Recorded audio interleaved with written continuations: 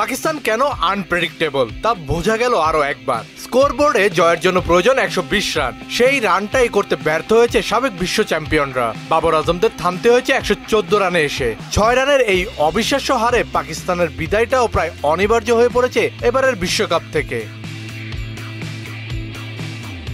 120 রানের লক্ষ্যে নেমে পাকিস্তানের শুরুটা মোটেও মন্দ হয়নি। প্রথম 4 ওভারেই 21 রান তোলে বাবর আজম মোহাম্মদ রিজওয়ানের জুটি। বাবর ফেরেন পাওয়ার প্লে শেষের আগেই বুমরার বলে 13 রান করে। পাকিস্তানকে তারপরে জয়ের কক্ষপথে রাখেন আরেক ওপেনার মোহাম্মদ রিজওয়ান, তবে তাকে যোগ্য সঙ্গ দিতে ব্যর্থ হয়েছে উসমান খান, ফখর জামানরা।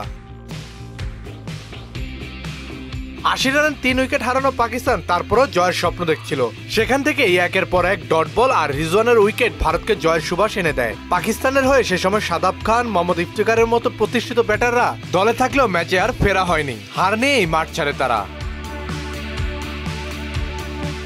এর আগে ব্যাট করতে নেমে ভারতও সুবিধা করতে পারেনি কোনো ক্রমেই। পাকিস্তানের পেসারদের দাপ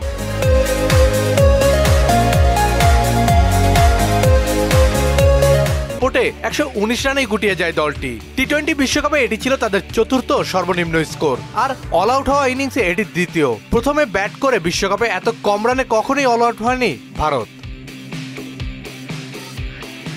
বিরাট কোহলি, রোহিত শর্মা থেকে শুরু করে সূর্যকুমার যাদব কিংবা শিবম দুবে ব্যাট হাতে ব্যর্থ সবাই। খেললেন কেবল ঋষভ পান্ত। তার 42 রানটাই ভারতের ব্যাটিং বিপর্যয়ের মাঝে বড় প্রাপ্তি।